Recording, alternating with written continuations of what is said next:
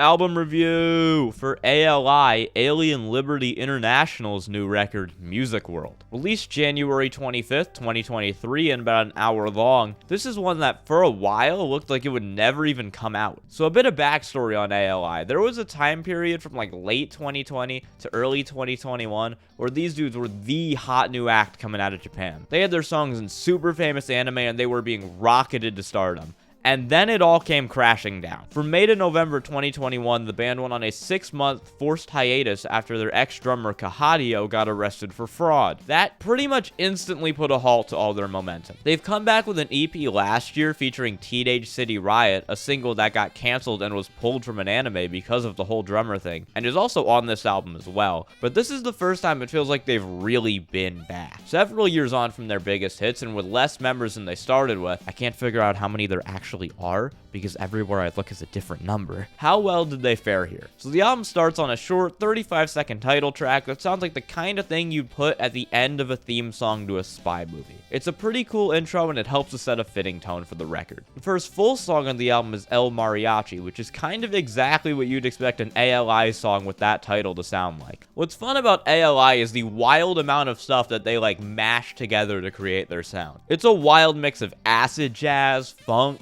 hip-hop, and here, mariachi. The verses work surprisingly well over the weird jazz mariachi instrumental, and the chorus has some fun melodies. The boom shakalaka at the end of the chorus is also cheesy in the best possible way. As much as I didn't want to admit I liked this the first time I heard it, I gave in eventually. It's fun and cheesy in all the right ways. It's a great time. The next track, Lost in Paradise, is their biggest hit, and it was originally released in October 2020. This album has been on the horizon for a while. This was actually used as the first ending theme to the anime Jujutsu Kaisen, which is probably where most people know it from. This song just has an unmatched level of swagger to it that other artists would kill to have. Everything about this is awesome, from the multiple rap verses to the catchy chorus that gets stuck in your head instantly. Even the jazz solos here are unbelievable. This is simply one of the coolest sounding songs I've ever heard. It's impossible to not feel like the coolest person ever listening to this. It's honestly maybe the best song in 2020. I was obsessed with this for weeks when it came out, and now I'm gonna be obsessed with it all over again because of this album. 10 out of 10.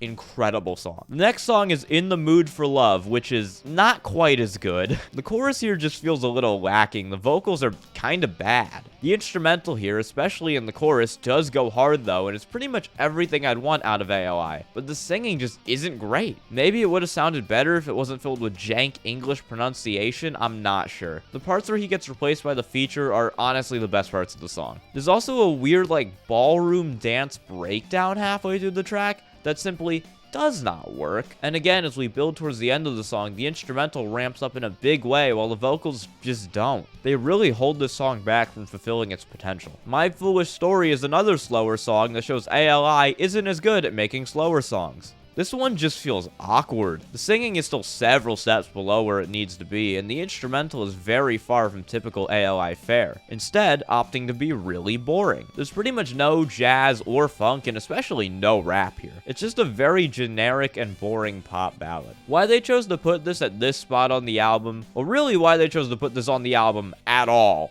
I have no idea. No Home, No Country is a very overly long rap song. The vocals still aren't good, but they're a little better. He also hands it off to features for most of this track, which helps to alleviate those issues. The problem is the instrumental, again, is simply really boring. This is a really forgettable song that, again, they would have been better either moving in the track list or just cutting from the album entirely. Not a fan. Next track, though, is Wild Side, the Beastars opening that first broke them out all the way back in 2019. This is supposedly the 2023 version, but it's not really too different. It just sounds a little cleaner and it has some re-recorded vocals. This one is a much more focused rap song. It's shorter and tighter with better songwriting and better vocals, maybe because most of them are by a different guy. You can really tell why this became as popular as it did. The first and second verses are awesome, and the band's singer does a great job of backing up the rapper here throughout the song. The instrumental is also more of a straight jazz song with some great sax bits to make the song sound straight out of an 80s action movie trailer. I really wasn't sold on it the first time I heard it, but now that I'm listening to it, it's just so addicting. It's a great song. The 8th song is another older song, that being the aforementioned Teenage City Riot. As I mentioned earlier, this one was supposed to come out in 2021, as The World Ends With You's opening, opening, but it ended up getting released in 2022. This one is awesome. The panicked, quick rap verses get you hyped for a chorus featuring some really great singing and the most typical rock instrumental on the album. It still is the band's traditional jazzy sound, but at its core, it's a pure J-rock song. It's got more of the typical J-rock focus on the melodies and also has some really good drumming. The hook gets stuck in your head too, meaning you want to come back to it again and again, and it never disappoints. I love this song. The next one is a new track about being climax bullets. The instrumental on this one feels a lot heavier with some very energetic trumpets and faster drums. The chorus is fantastic here with, again, much improved singing that continues the trend of songs sounding straight out of an 80s action movie. There's also some fantastic strings and female background vocals throughout the track that really help the spy theme. The song goes so hard, but I am slightly taken out of it when the singer randomly goes, "Goodbye, my Netflix," like halfway through the song. It's still really great though. The 10th track is Showtime, which stands out for its catchy funk bass line. The chorus and vocals are once again stellar here. Background vocals are given a more prominent role on the song, which I think really helps it stand out. There's also another guest verse from Aklo, the Lost in Paradise guy, and it feels right at home here. This is another great song in a row for the album. The 11th track is Sparkle, which brings a tropical calypso vibe into the album. The song is a bit more slowed down, but unlike the other slower songs, it still keeps up the energy. The singing is also pretty solid here, with him hitting some high notes a lot better than I thought he would after some of those earlier songs. The track builds towards a pretty carefree ending section that feels funky and light, which ties the whole song together really nicely. And the 12th track is Mellow Cruise, which, despite its title, is a lot less mellow than Sparkle. It's upbeat and energetic with some great uplifting horn lines. The song also is one of the best chorus melodies on the album and a fantastic hook. It's also just one of the most danceable songs on the album and will always get you at least tapping your foot. Really, it's just plain old fun. I liked the song the first time I heard it, but I've just kept coming back to it again and again. It really might be one of the best songs on the album. It's just a great time. A Night in Saudi Arabia is an interlude track, except this album is long, so this silly little interlude feels the need to run almost 2.5 minutes. This probably could have just been a minute or so long and gotten the point across. It's just here to pad time, really. It's honestly completely unnecessary, just like many things in Saudi Arabia.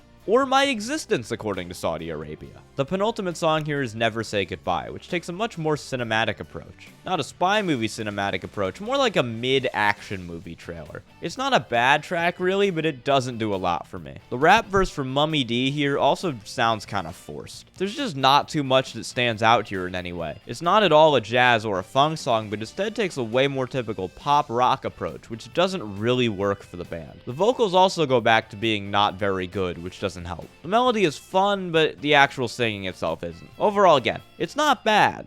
It's just not very good. But Wonderful is the last song, and it's also weird as it once again throws away funk, jazz, and rap for a more typical indie pop approach. The difference being, it actually works here. I feel like this is the kind of closer you hear on a lot of indie pop albums. Quiet verses with maybe some loud singing contrasted with a loud and bombastic chorus. Here we get a loud chorus about how wonderful life is, and you know what? If any band has earned the right to make a song like that at this point, it's ALI. Through the hiatuses and everything, this is a band that's had to go through all kinds of stuff just to even get this album out at all. They deserve a bombastic closer about how much they love life and music. It fits. It's also just a really catchy song. The whoa-oh bit is great. And again, it feels like I've heard it 20 times, but ALI just does it so earnestly here. It feels like it's coming straight from the heart, and that's what makes it hit. I've said this a lot in this review, but it's a great song. So there you go, ALI, Music World. This album just feels really heartfelt. You can tell they'd been wanting to make this for a while, and most of all, they just really love music. They had all their momentum kind of unfairly killed,